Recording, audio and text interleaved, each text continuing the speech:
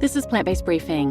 Dietary Guidelines: Eat as little dietary cholesterol as possible by Dr. Michael Greger at nutritionfacts.org. And I'm Marian Erickson, and this is the Plant-Based Podcast where I research and find a variety of articles on plant-based and vegan living, get permission, and read them to you here in about 10 minutes or less every weekday. Today's article is from nutritionfacts.org, which is pretty much a go-to source for nutrition information. It's a non-commercial, science-based public service providing free updates on the latest in nutrition research. So now let's get to today's plant-based briefing. Dietary Guidelines: Eat as little dietary cholesterol as possible by Dr. Michael Greger at nutritionfacts.org. Why do the official federal dietary guidelines for Americans recommend limiting the intake of dietary cholesterol, found mostly in eggs, as much as possible? From a 2020 systematic review of the effects of egg consumption on cholesterol, the results of more than 50 randomized controlled trials show nearly all of them pointing in the direction of greater LDL blood cholesterol with greater egg intake. And that's just looking at fasting cholesterol taken in the morning, which is how much your liver is churning out, which is like the baseline on top of which the effects of diet can be assessed. We live most of our lives in a postprandial state, meaning an after-meal state, not a fasting state. And what does eating more and more dietary cholesterol do to your blood cholesterol levels immediately after eating? It shoots your levels up for hours after a meal. And then what happens after 4 hours? Lunchtime. And you can whack your arteries with another surge of cholesterol on top of your elevated fasting levels. Of course, the only reason we care about cholesterol is because we care about heart disease, our number one killer of men and women. And we see significantly higher coronary artery calcium scores in those who eat more eggs, which is a sign of the atherosclerotic plaque buildup in the arteries. But does this translate into a higher risk of heart attacks and death? Apparently so. Based on a half-dozen population studies in the U.S., following tens of thousands of people for up to 30 years, each additional half of an egg consumed per day was significantly associated with higher risk of developing cardiovascular disease and dying from all causes put together, in other words, living a significantly shorter lifespan.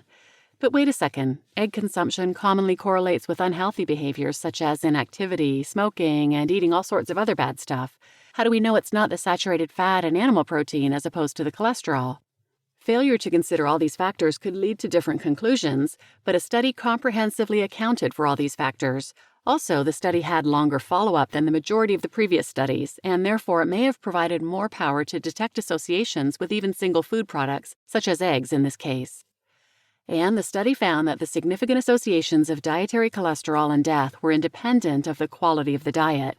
Meaning, if you eat, let's say, 2 eggs a day, but the rest of your diet is all vegetables and is low sodium, do those eggs portend any higher level of cardiovascular disease risk? The effect of egg and dietary cholesterol in general remained, even after considering an otherwise heart-healthy dietary pattern. So that significantly increased risk of death tied to just half an egg a day persisted even after taking overall diet quality into account. So it's not just like they're eating more bacon with their eggs.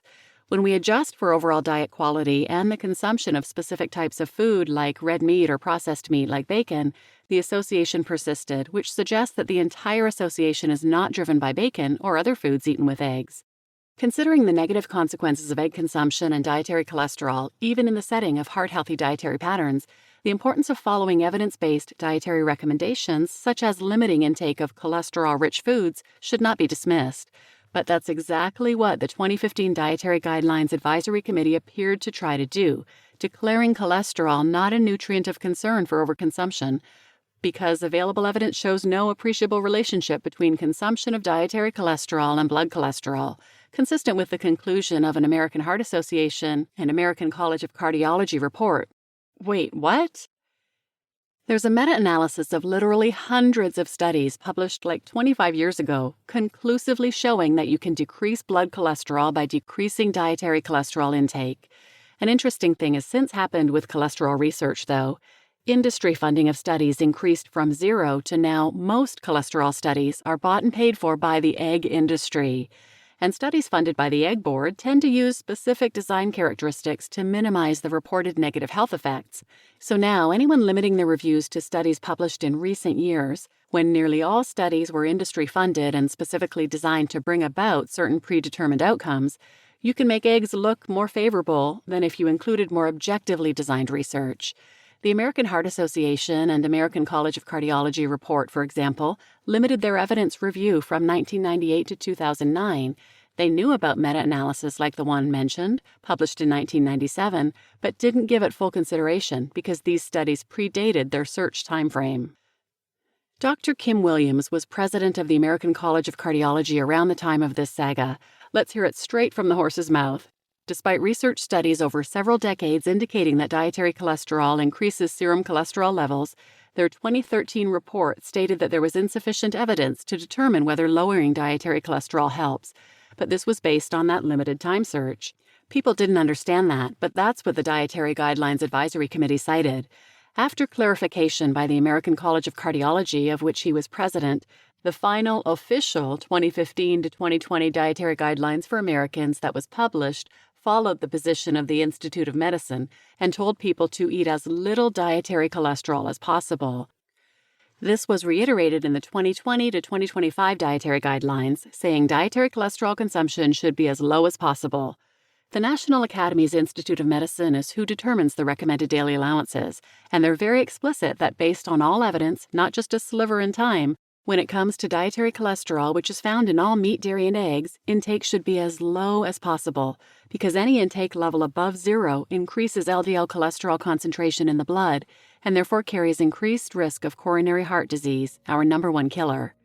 After conviction for false advertising suggesting eggs were healthy, which I detailed in one of my videos, the egg industry has spent hundreds of millions of dollars trying to convince the public, physicians, and policymakers that dietary cholesterol and egg yolk are harmless.